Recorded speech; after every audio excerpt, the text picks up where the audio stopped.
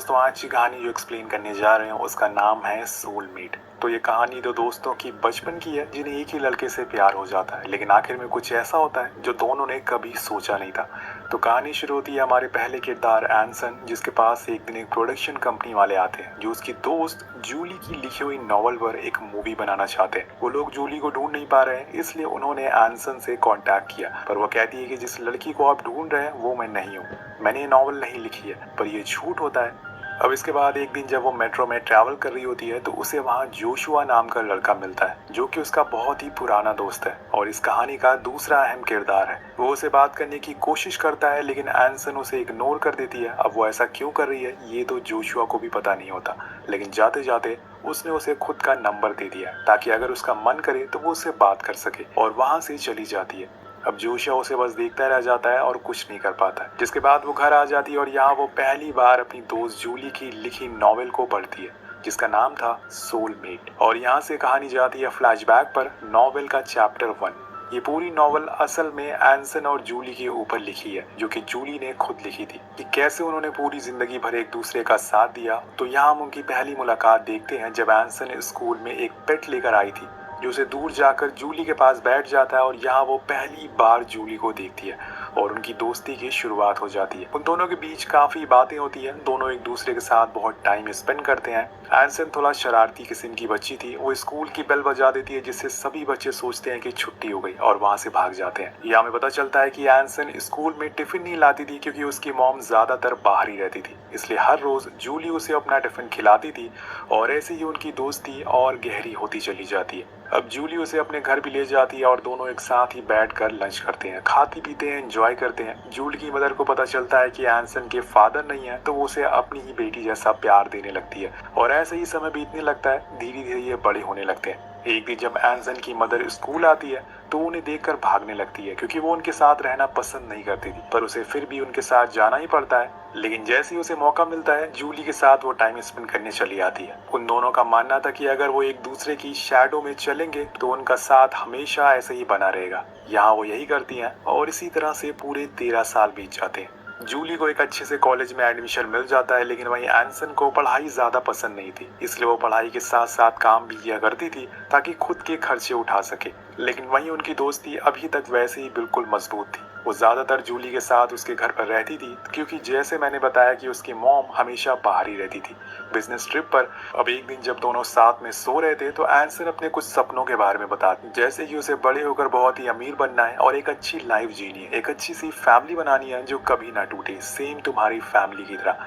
यहाँ बात करती हुए जूली भी उसे अपना एक सीक्रेट बताती है कि उसे कॉलेज में एक लड़का पसंद आए। तो यहाँ एंसन सोचती है कि क्यों ना वो जल्दी से जाकर उस लड़के को अपने दोस्त के बारे में बता दे ताकि वो अपनी जिंदगी में और खुश हो सके। इसलिए अगले दिन वो सीधा स्कूल में जाती है और उस लड़के को ढूंढ लेती है और उसे जूली के बारे में बताती है कि एक लड़की तुमसे बहुत प्यार करती है। लेकिन यहाँ वो लड़का जिसका नाम था जोशुआ, वो जूली को पसंद करने के बजाय एंसन को पसंद कर लेता क्योंकि उसे उसके बोलने का तरीका काफी पसंद आ गया था, इसलिए वो उसके पीछा करता है। लेकिन आखिर में उसे पता चलता है कि उसका एक बॉयफ्रेंड है, इसलिए वो वहाँ से वापस आ जाता है। अब नेक्स्ट डे जब जूली लाइब्रेरी में होती है तो उसे वहाँ जोशुआ दिखता है। ये दोनों असल में एग्जाम में आगे पीछे ही बैठा करते थे और यहाँ जूली को पता भी चल गया था कि एंसन ने उसे सब कुछ बता दिया है उसके बारे में, इसलिए वो जाकर उसे सीधा किस कर लेती है। अब जोशुआ भी कुछ नहीं बोलता और फिर दोनों में बातें होना शुरू हो जाती है। अब वो एक साथ घूमते हैं, फिरते हैं और एक बॉयफ्रेंड गर्लफ्रेंड की तरह रहने लगते हैं। यहाँ जूली जोशुआ की शैडो में चलती है, जैसे कि उसका मानना था कि अगर वो किसी की शैडो में चलेगी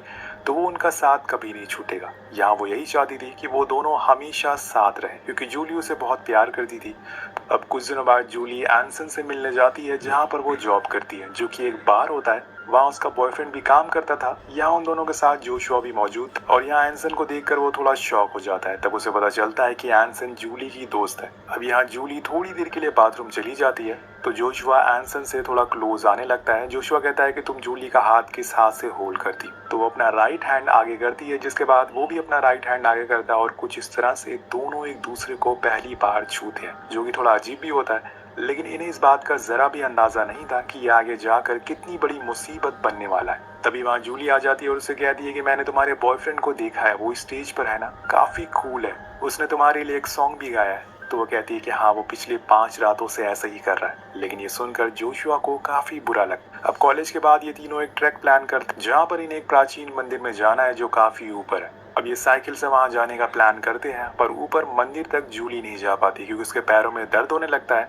तो एंसन और जोशुआ ऊपर जाते हैं। वहां जाकर एंसन कहती है कि तुम तो भगवान पर यकीन नहीं करते हो, फिर तुम यहाँ क्यों आए? तो एक लॉकेट दिखाते हुए कहता है कि ये मुझे मेरी माँ ने दिया था जब मैं बहुत ही बीमार था। इसमें उन्हें भगवान की कुछ प्रार्थनाएं लिखी हैं।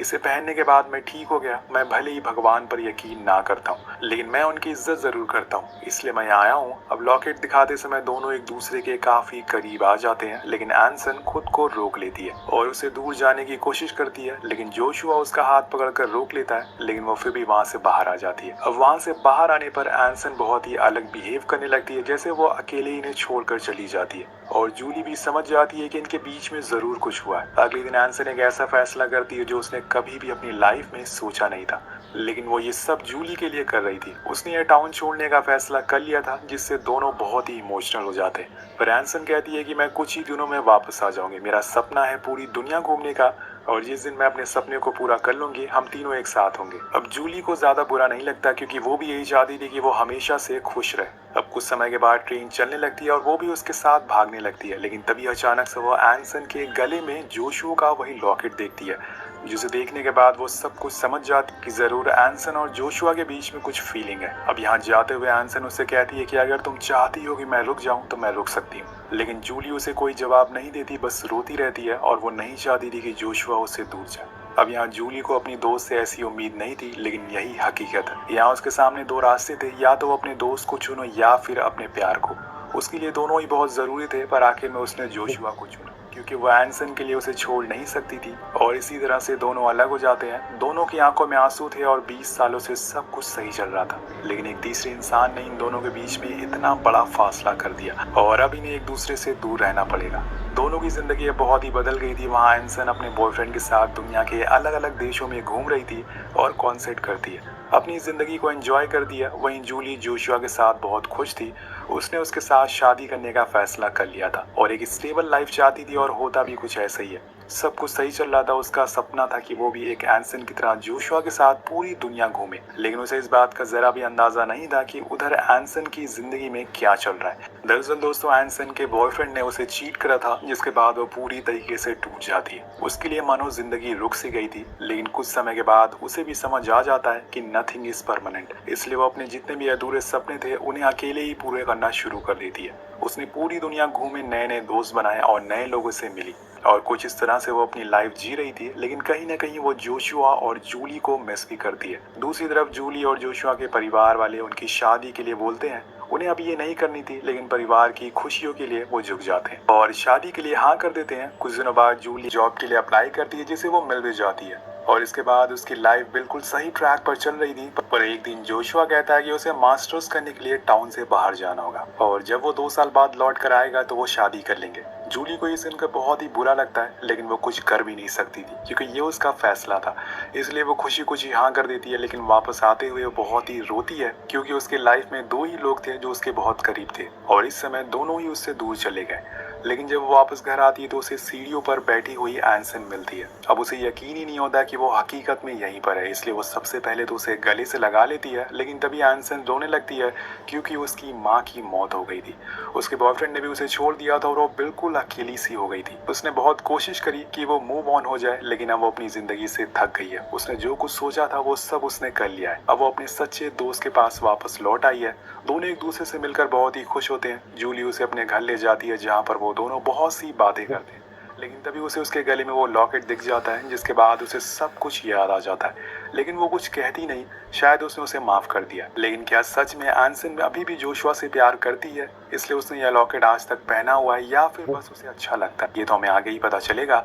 अगले दिन वो पूरे शहर घूमती है और एंजॉय करते हैं। आज सालों बाद दोनों बहुत ही ज्यादा खुश थे। जिसके बाद एंसन अपने होटल चली जाती है, लेकिन जब जूली उसका होटल देखती है तो बहुत ही गुस्सा करती है क्योंकि वो बहुत ही लो क्लास होटल था। उसके पास पैसे नहीं थे कि वो एक अच्छा होटल ले सके, तो जूली उसे एक अच्छा होटल दिलाती है। अब एक दिन जब वो शाम में एक रेस्टोरेंट में खाने के लिए जाते हैं तो वहाँ एंसन कहती है कि आज वो पे करेगी, लेकिन वहाँ उनके पास वाइन नहीं थी, इसलिए एंसन पास के ही कुछ लड़कों से वाइन फ्री में लेके आ जाती है और उसे पीने लगती है। अब ये बात जूली को पसंद नहीं आती, लेकिन वो कुछ नहीं कहती। लेकिन जब वो सलाद के पैसे देने लगती तो वो कहती है कि तुम्हें सारी चीजें बांटने की जरूरत नहीं है, मैं इसे पे कर देती हूँ। तब एंसन जवाब देती हुए कहती है कि तुम्हें बहुत सी चीजें पहले ही आपस में बांट ली है। यहाँ वो जोशुआ की बात कर रही थी जो उसे पसंद नहीं आती, और वो कह देती है कि तुम्हें आज तक जितने भी लेटर्स मुझे लिखे थे उसमें तुम्हें कहीं न कहीं जोशुआ के बारे में जरूर पूछा था, और तुम आज भी उसका दिया हुआ लॉकेट पहनती हो, इसका क्या मतलब मैं समझूं। यानी कि इतने साल बीतने के बाद भी आज सब कुछ पहले जैसा ही, ना तो वो उसके दिए हुए जख्म भूल पाई है और ना ही वो जोशुआ को भूल पाई है।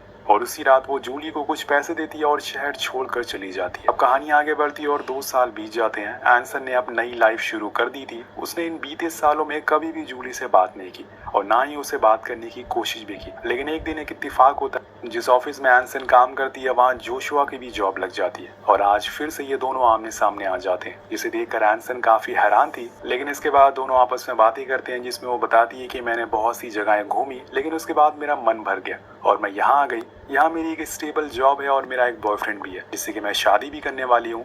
जिसके बाद वो जूली के बारे में भी उसे पूछती है, तो बताता है कि हम दोनों का रिलेशन बहुत ही अच्छा चल रहा है और कुछ ही दिनों बाद हम शादी करने वाले हैं, जिसे सुन के वो काफी खुश होती है। उसे मिलने के बाद जब एंसन बाहर आती है तो उसके बॉयफ्रेंड का एक्सीडेंट हो चुका था, जिसे देखकर वो पागल हो जाती है और उस समय तक जोशुआ उसे संभालता है। शायद एंसन की लाइफ कुछ इसी तरह की है, जिससे भी वो प्यार करती है वो हमेशा के लिए उससे दूर चला जाता है। लेकिन यहाँ इतने दिनों से अलग रहे और जोशुआ के बीच में भी दूरियां आने लगती है। वो इस बारे में बात करने की कोशिश करती है उससे, लेकिन जोशुआ बार बार काम का बहाना बोलकर फोन काट कर देता है, जिसे उसे काफी बुरा लगता है और वो रोती भी है।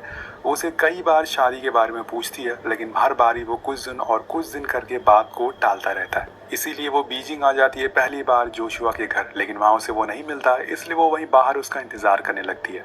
लेकिन कुछ देर बाद जो वो देखती है उसे तो यकीन ही नहीं होता, वहाँ से नशे में धुत हैंसन को लेकर जोशुआ आ रहा था। ये देखकर जूली को बहुत बुरा लगता है। वो फौरन अंदर जाती है और सबसे पहले तो हैंसन का नशा उतारती है और उसे आखिरकार वो सब कुछ कह डालती है जो उसने सालों से अपने अंदर दबा कर रखा हुआ था। और यहाँ पर वो हैंसन के कैरेक्टर के ऊपर भी सवाल उठाती है और कहती है कि तुम्हें लोग सिर्फ यूज करना चाहते हैं, तुमसे प्यार नहीं करते, क्योंकि तुम इसी तरह से जीते हुए आ रही हो। लोग बस तुम्हारे जिस्म से प्यार करते हैं, सिर्फ अकेले मैं ही हूँ जिसे तुम्हारी फिक्र है। और रही बात जोशुआ की, तो वो मेरा है और हमेशा से मेरा ही रहेगा, उसे मुझसे छीनने की कोशिश मत करना। अब बाहर आकर वो जोशुआ से भी कहती है कि मैं यहाँ सिर्फ तुम्हारे लिए आई थी, क्योंकि मुझे ये सब सालों से पता था।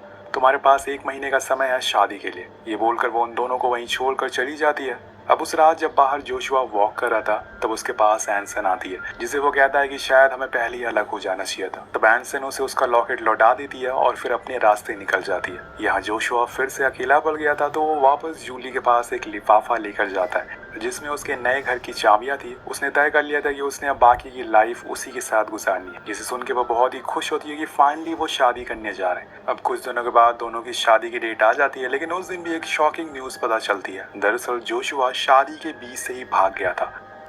उसने ऐसा क्यों किया ये तो हमें भी नहीं पता होता है। और ये खबर सुनकर जूली अंदर से टूट जाती है। शायद उसने गलत इंसान से प्यार कर लिया था। सीन शिफ्ट होके आता है प्रेजेंट में। जी हाँ, यहाँ हम एंसन को देखते हैं जो जूली की लिखी हुई नॉवेल पढ़ रही थी, लेकिन बीच में उसकी आंख लग जाती है। तभी उसकी बेटी आकर उसका लैपटॉप को बंद करती है। मतलब एक बार फिर से कहानी पास में जाती है, जहाँ हम जूली को देखते हैं जिसने अब ठान लिया था कि वो पूरी दुनिया घूमेगी जैसे कि एंसन घूमी थी, और अब वो खुद के लिए जीना चाहती थी, ना कि जोशुआ और एंसन के लिए।